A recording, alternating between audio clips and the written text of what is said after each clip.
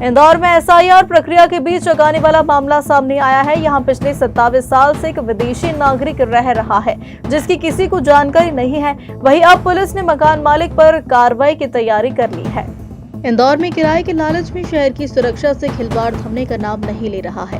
2 दिन पहले रेजिडेंसी क्षेत्र में 15 लाख रुपए की कोकीन के साथ विदेशी युवती लिंडा की गिरफ्तारी ने पुलिस की मॉनिटरिंग पर गंभीर सवाल खड़े किए थे।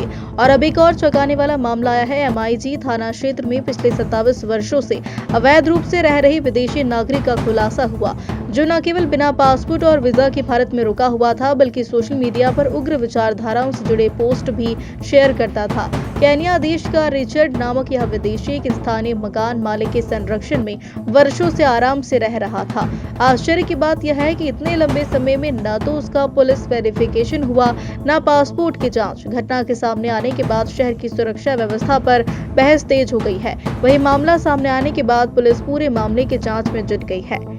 ये थाना एमआईजी के अंदर एक सूचना मिली है कि इस तरह से एक चेन्नई नागरिक रिचर्ड एस मायका, जो कि यहाँ पिछले लंबे समय से यहाँ पर बिना जानकारी के रह रहा था, ऐसा भी बताया गया कि उसका पासपोर्ट भी एक्सपायर हो गया है। तो इसमें और मकान मालिक ने सूचना भी दी है। फिलहाल इसमें थाना प्रभारी एमआईजी को और एसपी परदेसीपुरा को बता दिया गया है, वेरिफिकेशन किया जा रहा है। अगर इसमें जो रिचर्ड एस मायका चेन्नई नागरिक यहाँ पर रह रहा है उसकी तरह सूचना नहीं दी गई है, तो सबसे पहले मकान मालिक पर कार्रवाई की जाएगी। इसमें ऑलरेडी 163 VNSS के तहत 4/11/2025 का Indore police commissioner Santosh Kumar Singh sir का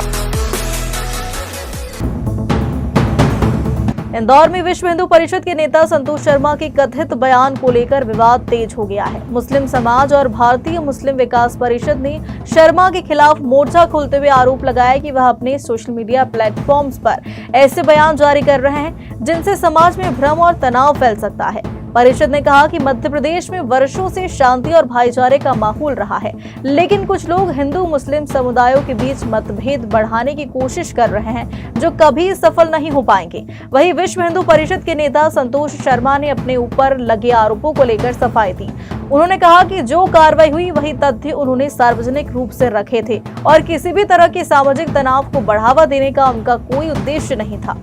अभी हाल ही में संतोष शर्मा मंदसौर का कथित वीएचपी नेता है, जिसके अर्नगल बयान से मुस्लिम समाज में बहुत ज़्यादा रोष है, क्योंकि इसने कहा है कि मुस्लिम समाज द्वारा नकली नोटों की टकसाल चलाई जा रही है और मदरसों में गलत सलत काम हो रहे हैं और तमाम सारी इसने आपत्तिजनक टिप्पणियां की हैं, जिस पर भारतीय मुस्लिम विकास परिषद बहुत ज़्यादा उग्र होने के बाद भी आज भी अपने संयम के साथ में एक सच्चे भारतीय नागरिक होने का परिचय दे रहा है। और भोपाल में ही नहीं बल्कि पूरे मध्य प्रदेश में शांति का वातावरण है। मगर ऐसे कुछ नेता, कथाकथित नेता, संतोष शर्मा जैसे विहिप के नेता, ये अपने यूट्यूब के द्वारा ये दिग्भ्रमित कर रहे हैं समाज को और हिंदू मुस्लिम लड़ाने का प्रयास कर रहे हैं, जो कि ये कभी भी सफल नहीं हो सकता। इसलिए क्योंकि हिंदू मुस्लिम सदा से सब भाईचारे के साथ में रहते आए हैं। हिंदू मुस्लिम, हमारे भी कई दोस्त मुस्लिम हैं, कई दोस्त हिंदू हैं जो हमारे साथ एक साथ थाली में खाना खाते हैं। लेकिन मैं इनको चेतावनी देना चाहता हूँ, शासन को, प्रशासन के माध्यम से यदि इस पर कोई अंकुश नहीं लगाया गया तो हम भविष्य में इसके खिलाफ कार्रवाई की मांग करेंगे। जिसको जो शिकायत जहां दर्ज करना है करे। कोई आपराधिक कृत्य नहीं हुआ है, जो सच्चाई है वो बोली गई है। मदरसों में नकली नोट मिले हैं, ये घटना खंडवा की है। मैंने नहीं कहा, प्रशासन ने, शासन ने और महाराष्ट्र की पुलिस ने आकर वहां कार्रवाई की है। वहां का जो मौलवी है वो पकड़ाया है नकली नोटों के साथ। तो मदरसों में ही अपराध, नकली नोट और ये मानव बम तैयार किए जा रहे हैं, जो बम बनकर, डॉक्टर बनकर लाल किले दिल्ली पर स्वयं को उड़ा रहे हैं। उज्जैन का हरि फाटक ब्रिज जल्द ही जाम से राहत दे सकता है। ब्रिज की चौड़ीकरण का टेंडर फाइनल स्टेज पर पहुंच गया है।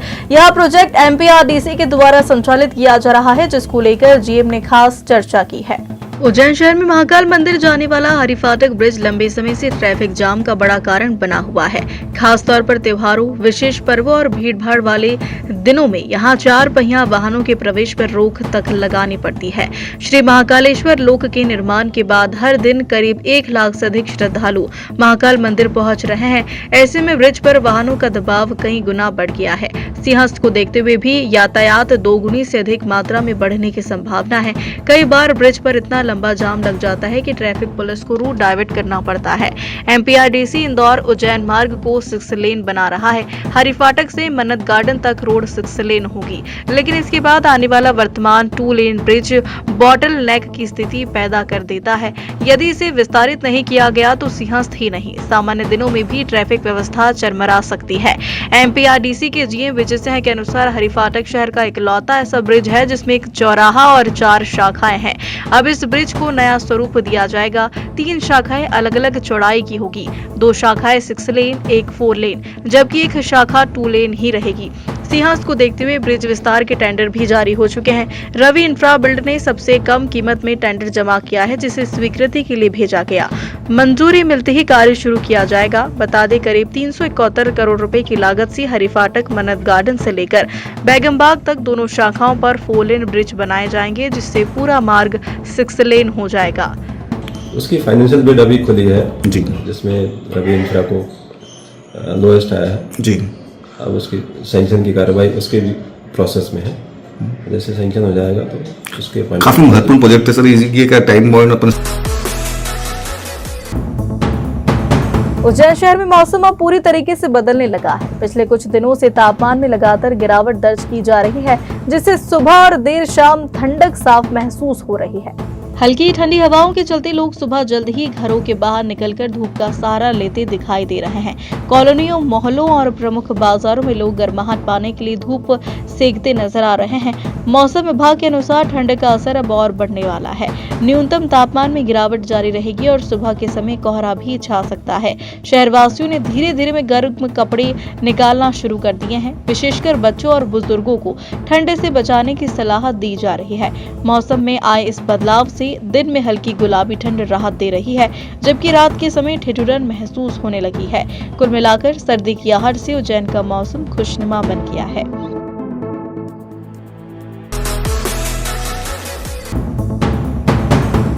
रतलाम के मीराकोटी मोहल्ले में एक सनसनीखेज मामला सामने आया। यहाँ की एक रिटायर्ड महिला शिक्षिका का शव उनके ही घर में खून से लथपथ पाया गया।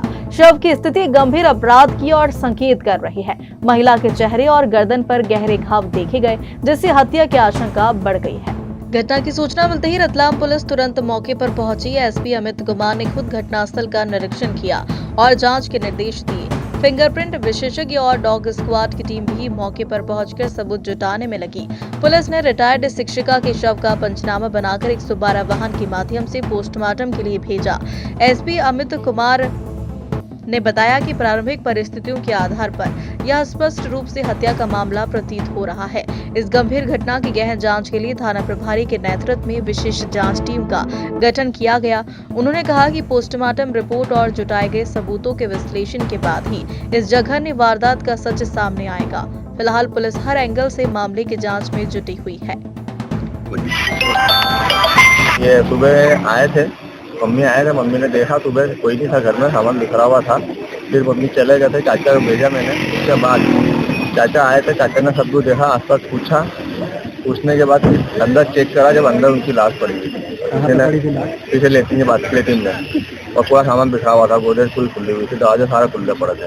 शुरुआत में आपकी मम्मी देखने आई थी? मम्मी आए थे, मम्मी को कोई दिखा नहीं। मम्मी का नाम ललिता है। मम्मी को दिखा नहीं। मम्मी को कोई दिखा नहीं? आज तक पूछा, उन्होंने बोला पता नहीं है। आपका नाम क्या है? उनका नाम क्या है? इनका सल्ला देने तो वाले। आपकी क्या लगती है? मेरी बुआ है। आपका नाम क्या है? मेरा विनीत जायसवाल नाम। प्रथम दृष्टया एक हत्या का जो है मामला मंदसौर जिले के बसे गांव में एक सनसनीखेज घटना सामने आई। यहां 3 हथियारबंद बदमाशों ने घर में घुसकर ट्रैक्टर चोरी की कोशिश की, लेकिन घर वालों के जागने पर बदमाश फायरिंग करते हुए मौके से फरार हो गए। पूरी वारदात पास लगे सीसीटीवी कैमरे में कैद हो गई, जिसके आधार पर पुलिस ने मामले की जांच शुरू कर दी है। यह घटना शनिवार की बताई जा रही है। सीसीटीवी फुटेज में साफ नजर आ रहा है कि 3 बदमाश अंधेरे का फायदा उठाते हुए घर में दाखिल होते हैं। पहले वे आंगन में खड़े 2 ट्रैक्टरों के पास पहुंचते हैं और आसपास की स्थिति देखने के बाद घर की ओर बढ़ते हैं। थोड़ी देर बाद उनमें से एक बदमाश ट्रैक्टर की ड्राइविंग सीट पर बैठ जाता है। जैसे ही ट्रैक्टर पर बैठे बदमाश ने वाहन स्टार्ट किया और बैक करना शुरू किया, उसी समय घर के लोग आवाज सुनकर जाग गए। जैसे ही घर की लाइट जली, हथियार लिए खड़े बदमाश ने तुरंत हवाई फायरिंग कर दी ताकि ग्रामीण बाहर न निकल सके। फायरिंग की आवाज सुनकर ग्रामीण घरों से बाहर निकले, लेकिन जब तक 3 बदमाश अंधेरे का फायदा उठाकर फरार हो चुके थे। फिलहाल पुलिस ने सीसीटीवी फुटेज के आधार पर आरोपियों की तलाश शुरू कर दी है। आज रात को अज्ञात बदमाशों द्वारा एक रेसर मशीन जो कि बसई पर है और उसमें अटेम्प्ट किया था ट्रैक्टर चोरी का। पुलिस टीम भी वहाँ पर गश्त पार्टी थी और जो क्रेशर के में काम करने वाले मजदूर भी थे, जिनको देखकर कंजर निकल गए हैं।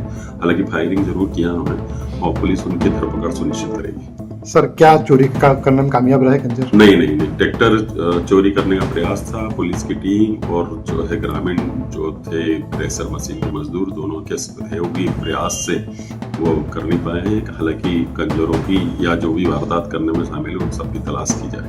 मंदसौर से समृद्ध नगर की रिपोर्ट। जब पति और पत्नी की एक साथ या बहुत कम अंतराल में मौत हो जाती है तो इसे अक्सर 7 जन्मों का साथ कहा जाता है, जो उनके गहरे प्यार और प्रतिबद्धता को दर्शाता है। ऐसी ही एक तस्वीर महेश्वर क्षेत्र के गांधीनगर में देखने को मिली, जहां पति की मौत के वियोग में पत्नी ने भी दम तोड़ दिया और फिर दोनों की एक साथ अर्थी उठी। जानकारी के अनुसार ग्राम गांधीनगर में भारूड़ समाज के वरिष्ठ समाज सेवी नवल पटेल उम्र 73 वर्ष शनिवार ग्राम खलघाट मोरघड़ी में अपने बड़े बेटे संतोष पटेल के ससुराल पक्ष में शादी में गए। वहां हृदयघात के कारण उनका निधन हो गया।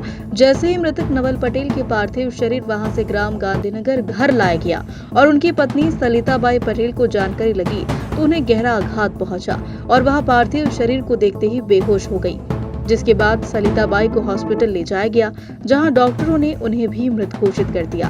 पहले दंपति के निधन का समाचार लगते ही परिजनों, रिश्तेदारों, भारूड़ समाज और आसपास के क्षेत्र में शोक की लहर दौड़ गई। पटेल दंपति की शव यात्रा उनके घर से एक साथ उठाई गई। पहले पति की अर्थी, बाद में पत्नी की अर्थी उठाई गई। ग्राम के मुख्य मार्गों से निकली शव यात्रा में बड़ी संख्या में महिला और पुरुष समाजन, रिश्तेदार और मिलने वाले पहुंचे। यहाँ हर कोई गमगीन नजर आ रहा था। भारूड़ समाज ओमकारेश्वर धर्मशाला के अध्यक्ष जितेंद्र पटेल ने कहा कि पटेल दंपति का एक साथ यूं चले जाना पटेल परिवार और पूरे भारूड़ समाज के लिए अपूर्णीय क्षति है। आज जिस प्रकार से हमारे समाज में के वरिष्ठ और ग्राम गांधीनगर के पटेल साहब, श्री नवल जी पटेल साहब का जो दुखद निधन हुआ है, जिस प्रकार से दोनों दंपतियों की जो अंतिम संस्कार यहाँ पर नर्मदा तट पर दोनों का एक साथ एक ही अग्निदाह संस्कार एक ही रति पर किया है, ये हमारे समाज के लिए, इस क्षेत्र के लिए बड़े ही दुखद घटना है। ग्राम गांधीनगर के श्री नवल जी पटेल का एक दुखद हृदय विदारक घटना के साथ उनका दुखद निधन हुआ और उनके 3-4 घंटे बाद ही करीब देश विदेश गांव शहर सब पे नजर, सबकी खबर, नया रूप है नए है रंग, सबको समेटे अपने संग। आपका अपना शहर का सपना दैनिक अवंतिका, दैनिक अवंतिका, दैनिक अवंतिका।